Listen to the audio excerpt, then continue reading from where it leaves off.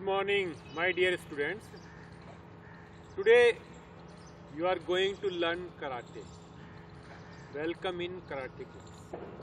अभी तक आपने योग के माध्यम से प्राणायाम आसन सीखा, लेकिन आज से हम अपने स्कूल के बच्चों के लिए कराटे का क्लास भी चालू करने जा रहे हैं। कराटे का प्रारंभ करने से पहले बच्चों आपको जानकारी होनी चाहिए कि आखिर कराटे है क्या।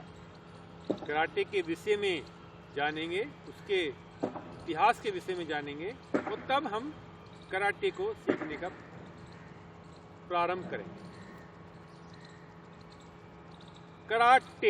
कराटे जापान के जैपनीज भाषा के दो शब्दों से मिलकर बना है, जिसमें है करा प्लस टे।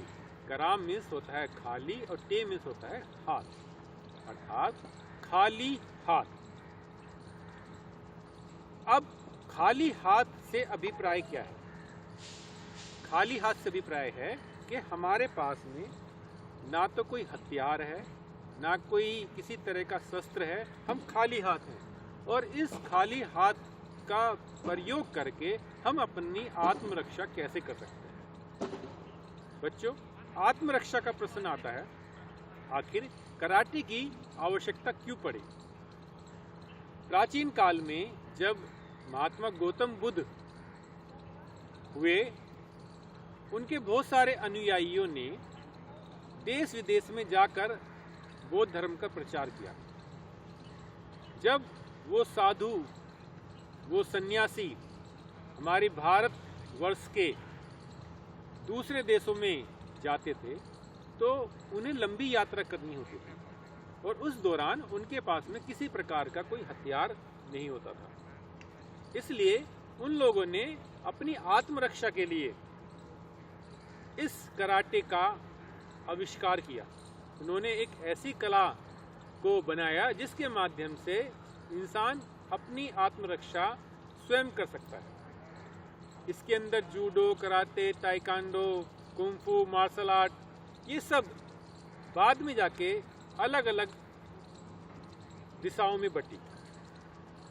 लेकिन यदि हम प्राचीन काल से कहें तो प्राचीन काल के तहत कराटे जो है हमारे भारतीय साधु संतों की देन है, सन्यासियों की देन है। लेकिन जिस तरह से बौद्ध धर्म का विकास जापान, चाइना इस साइड में हुआ, उसी तरह से कराटे का जो विकास है वो भी जापान, चाइना जैसे देशों में रहा।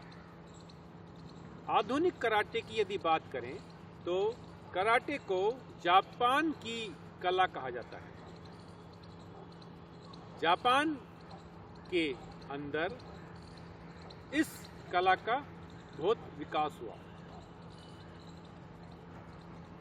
कराटे को आधुनिक युग में यदि कराटे के जनक कहें तो फुनाकोशी गिचिन कराटे के आधुनिक जनक कहे जाते हैं। 19 के दशक में कराटे में 4 स्टाइल मुख्य हैं। स्टाइल से मतलब क्या है बच्चों? स्टाइल से अभिप्राय है कि कराटे को परफॉर्म करने का तरीका। और जो स्टाइल है उसमें मुख्य रूप से 4 स्टाइल पूरे संसार में विद्यमान है, जिसके तहत ओलंपिक गेमों में, वर्ल्ड कराटे फेडरेशन में, एशियन गेम में सभी इन्हीं स्टाइल के तहत प्रतियोगिताएं होती हैं वर्तमान युग में। जिसके तहत में कराटे के स्टाइलों में यदि हम जाएं तो गुजूरियो पहली स्टाइल है, गुजूरियो। दूसरी स्टाइल है सोतोकान। तीसरी स्टाइल है सित्यूरियो और चौथी स्टाइल है वुडूरियो। क्रमशः यदि देखा जाए तो इसे हम ऐसे भी कह सकते हैं, सबसे पहले गुजूरियो, सुतूरियो, सोतोकान, वुडूरियो। और सभी स्टाइलों के अलग अलग सिंबल हैं, अलग अलग गाता हैं। फॉर्म मतलब हम किस फॉर्म के तहत अपनी कला को प्रदर्शित करते हैं, उसी को ही हम स्टाइल कहते हैं। सपोज मैं अपने स्टाइल में, जो मेरी स्टाइल है वो मेरी सोतोकान है, जिसके तहत जो काता है, काता इसमें 29 एडवांस काता होते हैं। काता मतलब होता है फॉर्म। हम फॉर्म से मतलब क्या है, ये हमारी स्टाइल है, हम इसमें इस पोजीशन में खड़े हुए हैं या इस पोजीशन में खड़े हुए हैं या किसी और पोजीशन में खड़े हुए हैं, तो ये है हमारी कला को प्रदर्शन करने की पोजीशन। और इसी पोजीशन के तहत जो डिफरेंट कलाएं होती हैं, उसी के तहत में स्टाइलों में विद्यमान अलग अलग डिवाइड किया गया है। मैं जो कराटे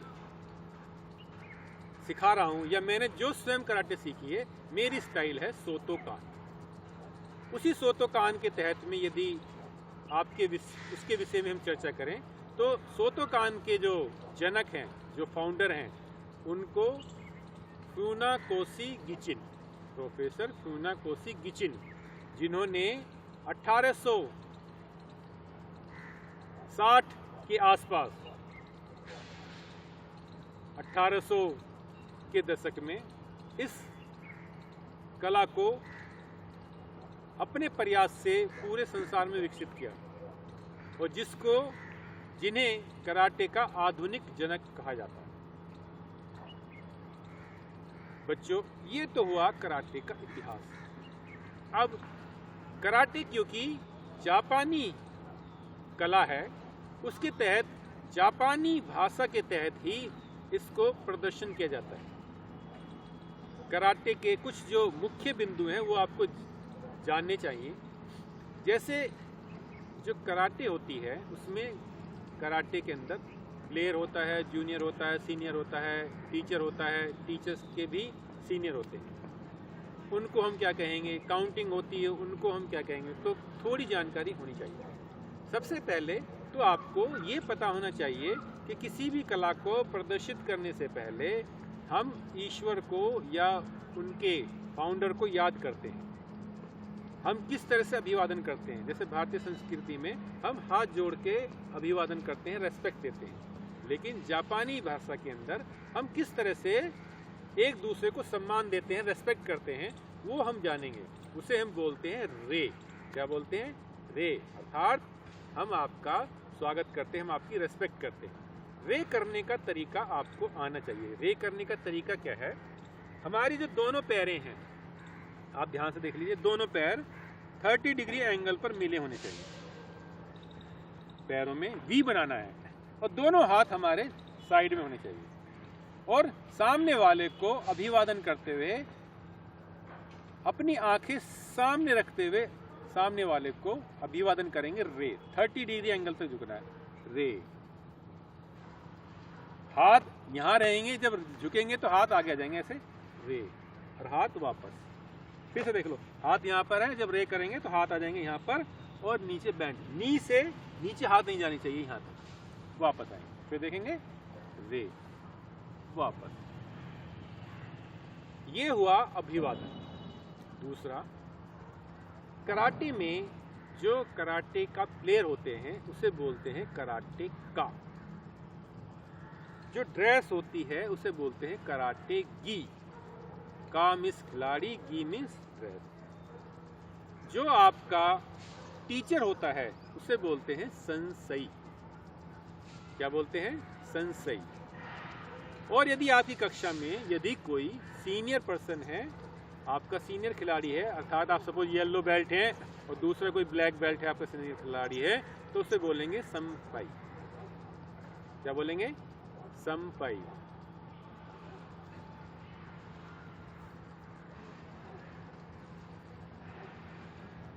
इस प्रकार से आपको ज्ञान होना चाहिए कि हम इस कराटे के अंदर एक दूसरे का सम्मान कैसे करते हैं।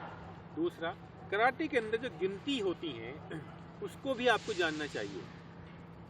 जो 10 तक गिनती होगी, जैसे हमारी 1 2 या हिंदी में 1 2, तो जापानीज भाषा में जो गिनती होती है उसे बोलते हैं इच, मतलब 1, नी मतलब 2, सान मतलब 3, सी, गो, रुक, सिच, हच, कू, जू। तो तो ये 10 गिनतियां हैं। और कराटे के अंदर जो बेल्ट होती हैं उसमें सबसे पहले जो जूनियर होता है वो होता है वाइट बेल्ट, फिर उसके बाद येलो बेल्ट, फिर ऑरेंज बेल्ट, फिर ब्लू बेल्ट, फिर ग्रीन बेल्ट, फिर ब्राउन बेल्ट और ब्लैक बेल्ट। फिर ब्लैक बेल्ट में first dance, second dance, third dance. और सभी स्टाइलों में किसी किसी में डिफरेंट होता है। बेल्टों की जो ग्रेडिंग है, बेल्टों से मतलब होता है ग्रेडिंग। जैसे हम फर्स्ट क्लास में हैं, फर्स्ट क्लास पास करने के बाद हम सेकंड में गए, सेकंड बाद हम थर्ड में गए। इसी तरह से बेल्टों के कलर का मतलब होता है वो हमारी सीनियरिटी को प्रदर्शित करता है। आज हमने आपको कराटे का जो इतिहास बताया है, कराटे का जो अर्थ बताया है, अर्थात खाली हाथ। करा मतलब खाली, टे मतलब हाथ, डू मतलब प्रयोग, खाली हाथों का प्रयोग। कराटे डू सही मायने में यदि बोला जाए तो खाली हाथों का प्रयोग। खाली हाथों का प्रयोग हम अपनी आत्मरक्षा के लिए कैसे कर सकते हैं, इसी कला को हम कराटे कहते हैं। आज की कक्षा में हम आपको पंच बनाना सिखाएंगे। अधिकांश कराटे में हमारा शरीर, हमारी लोअर बॉडी पार्ट है और अपर बॉडी पार्ट है। लोअर बॉडी पार्ट में है हमारे पैर और अपर बॉडी पार्ट में है हमारे हाथ। हम अपने हाथ और पैरों का स्वतंत्र रूप से प्रयोग करके अपनी आत्मरक्षा किस प्रकार से कर सकते हैं, उसी को हम कराटे कहते हैं। तो बच्चों, प्रारंभ और इसके विषय में इतिहास और इसकी वार्मिंग अप, उसको अगली कक्षा में जानेंगे। उससे पहले आज की कक्षा में हम जानेंगे हाउ टू मेक पंच। आप कराटे में जो पंच का इस्तेमाल करते हो उसे कैसे बनाएं, कैसे आपको खड़ा होना है, ये सारी कला है हम आपको बताएंगे। लेकिन सबसे पहले आज जानेंगे पंच कैसे बनाना है। पंच बनाने का तरीका, जो हमारी फिंगर है, आप ध्यान से देख लीजिए, इस फिंगर को हमें बैंड करना है। कैसे? सबसे पहला बैंड, फिर दूसरा बैंड और तीसरे बैंड में ये थंब है, ये थंब आगे नहीं होना चाहिए, ना ही अंदर होना चाहिए। इस थंब को हमें यहाँ पर साइड में रखना है, इस फिंगर के पास, आप देख सकते हैं। और थंब को बनाने के बाद में, पंच को बनाने के बाद में, पंच का यूज भी सीधा होना चाहिए। जब हम पंच यूज करते हैं, यदि सपोज हमें किसी की छाती पे पंच को हिट करना होता है तो सीधा होना चाहिए, बिल्कुल सेंटर में, ये यहाँ से पूरा ये। लेकिन यदि हमारी पंच की पोजीशन सही नहीं होगी तो हम जब दूसरे को हिट करेंगे तो हमें खुद ही उसकी हानि होगी। इसलिए पंच बनाने का तरीका हमारा सही होना चाहिए। कैसे पंच बनाएंगे? यहाँ से दोनों हाथों को फिर से देख लेंगे, 1 2 3, ये हो गया। और पंच को बेसिक, यदि हम जब प्रारंभ करेंगे तो बेसिक रूप से अपने हाथों की जो पोजीशन है वो हमारी बेल्ट से ऊपर होनी चाहिए। ये हमारी पोजीशन है। पैर हमारे पैरेलल खुले हुए होने चाहिए, ये पोजीशन है। इसी पोजीशन से, ये बेसिक पोजीशन है, इसी पोजीशन से हम एडवांस दूसरी पोजीशन में जाएंगे। तो बच्चों, आज आपने जाना कि पंच को, कराटे में पंच को कैसे बनाते हैं, और साथ ही साथ आपने इसके इतिहास के विषय में जाना, कराटे का महत्वता जाना, कराटे का जन्म क्यों हुआ वो जाना।